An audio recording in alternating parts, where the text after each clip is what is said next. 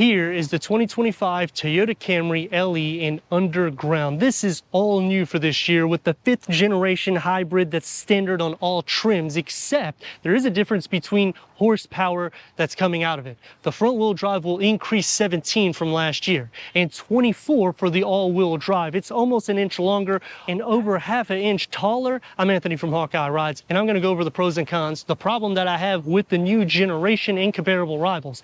The front is going to start off with losing clearance by 0.3 inches compared to the prior gen. The LE and the SE will start off with bi-LED headlights that go into the top part of the grille with the C structure, and you're going to receive that crown look in the front. But when you bump it up to the XLE and the XSE, you're going to get a dual premium LED headlight. The front grille is going to be a little bit more in your face, but still boxy with the vertical lines that go into the side air pocket. Bump it up to the SE and the XSE, you're going to get the sport mesh grille. Underneath the hood is going to be the same configuration on all trims. It's a 2.5-liter 4-cylinder producing a combined of 225 horsepower for the front wheel drive. The all-wheel drive at 232 horsepower. All of which will have the same torque at 163 pound-feet, which is the same as the prior gen, and every trim will receive an electronically controlled variable transmission, and that's correct. It's an eCVT transmission, no more automatic transmissions like the prior gen or a V6 option, only hybrid this year. And when you go to the base trim or the LE, you're gonna get 53 MPGs for the city and 50 MPGs for the highway. So it is something to take in consideration because you're getting a combined at 51 MPGs when you go this route, but you're getting 16-inch 10-spoke alloy wheels. Bump it up to the SE, MPGs is gonna drop to 48 for the city, 47 for the highway with a combined of 47. But you're gonna get 18-inch gloss black wheels. Go into the XLE and you're going to get the same 18-inch wheels, but they're going to be bicolor. And the XSE will get a 19-inch, and that's also the only trim that you can get a two-tone for the exterior paint. The sport tune suspension, that's still going to be on the SE and the XSE. The lower skirt here is going to be a little bit more settled, whereas the rockers will flare out for the SE and the XSE.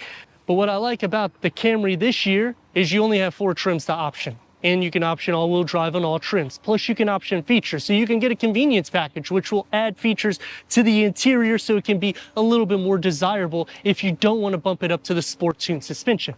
But it does lead me to the problem that I have with the new Camry is you can only configure one engine option, opposed to last year, we would get that V6. We could get the TRD that would lower the ride to give a little bit more of a sporty drive with the catback exhaust. You're not gonna get that anymore. And when you're thinking about all the rivals, Hyundai, Kia, Subaru, every vehicle has at least 2 different power options or a turbocharged variant, so it gives a little bit more performance, and you're not getting that anymore with the Camry.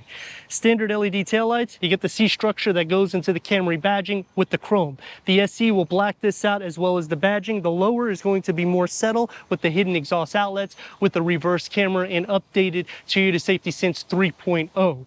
When you go up to the XSE, you can option 360-degree reverse camera. So features are not necessarily given to you. You still have to option even going up the tier opposed to Honda, whereas when you go to the top tier, you get all the features. Quick release going into 15.1 cubic feet, which is the same as the prior gen with the bag holders in the front. Underneath the floor, it's going to have the spare tire and the battery. Split fold the rear bench in the back by pulling the levers. You'll still have that hump like the prior gen, but it will increase the cargo to the Camry.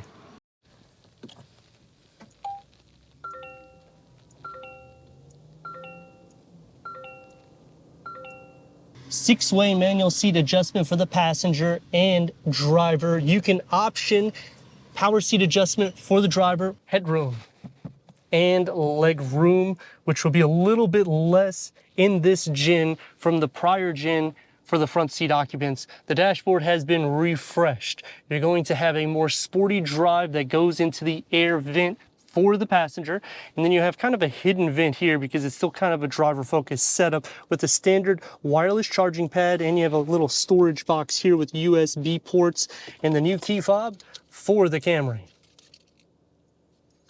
Soft Tech leatherette around the gear lever, 8-inch instead of a 7-inch is standard with wireless Apple CarPlay, Android Auto, Sirius XM, AM, FM, streaming, Bluetooth audio with 6 speakers standard just like the prior gen. And now you can get up to a 12.3 informational display. Put it into reverse and we get a reverse camera.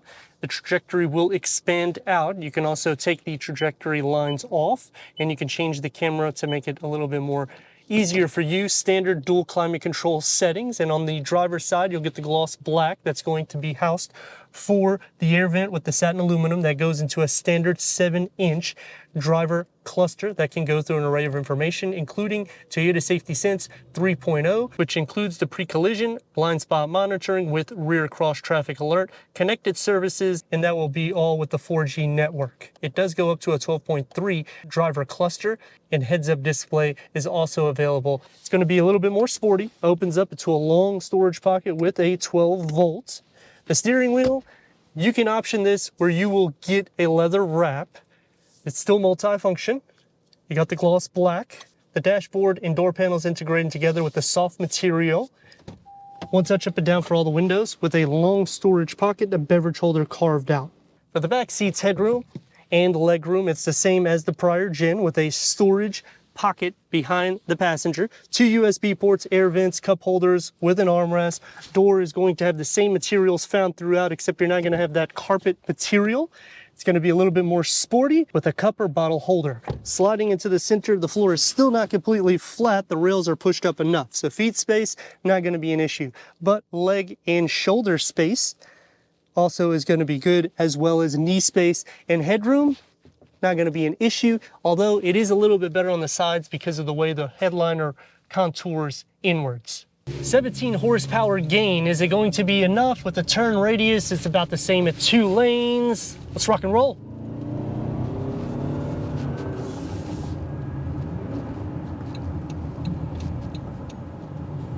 And the brakes. It doesn't feel heavy, whether you're mashing the gas or you're mashing the brakes. You will hear the exhaust filter in, but that's to be expected when you're hitting a higher RPM. It doesn't feel very long, but the interior feels a little bit more wide. You get a little bit more of that Lexus vibe. It's going to take me to some pros and cons. Starting off with the pros on the refreshed Camry is we're now getting an 8-inch when you go into the LE instead of a standard 7-inch. You can option a convenience package, which will give you more features in the interior, like power seat adjustments, and to unlock and lock the door on the exterior, leaving the key fob in your pocket just by pushing the door handle. So I like that they're adding these amenities, but then their shortcoming is in the rear, they don't add it for the back. So some of the configuration is still kind of off the last year, meaning you're still with 4G. You don't have 5G capabilities. But as a total package, I feel that they have done a huge difference in the sense of giving you a lot more luxury in the interior. And even the exterior, you're getting some of the Crown elements, which the Crown is literally like almost double the price of this once you add any type of features. Some other pros: standard dual climate control, wireless charging pad, standard LED exterior lights. The cons: only optioning one powertrain. You can only get an eCVT transmission. The seats for the LE sit a little bit more upright opposed to the SE.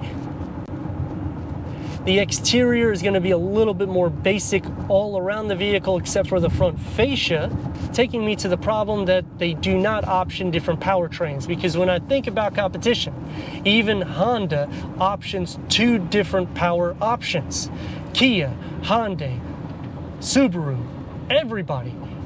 Why don't we get that with Toyota? Considering Toyota is one of those brands that everybody goes for longevity. They want it because it also gives you the best MPGs. It's a smooth ride, more or less. In this one, it's a lot better with the sound deadening. And they give us a sporty exterior styling when you start going up tiers like the SE and the XSE, but we cannot get any GR Camry or TRD Camry. We lose the V6 variant. We're not increasing any horsepower. The only way to do so is to go to the all-wheel drive, which increases 24 horsepower opposed to the prior gen hybrid.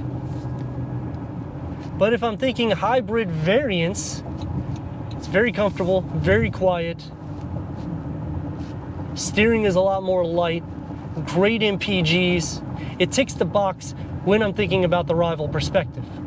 You're going to get a little bit less cargo capacity than pretty much everybody in class, and you do lose a little bit of leg space for this new gen for the front occupants, but because of the way the seats are designed, my knees are not so much in the air. So for a longer journey, it's not so bad. If you're at 6'3" plus, I'm not necessarily on the headliner like the prior gen either. I kind of feel like I'm sitting a little bit lower than that. But going through a full refresh, I feel Toyota did nail it, considering you are still going to be one of the best in class for MPGs and for the ride. But let me know your thoughts in the comments, and if you're new to the channel, consider subscribing. Check out the next video, merchandise, website, and Instagram. Leave a comment and a like, and I'd like to thank Gettle Stadium Toyota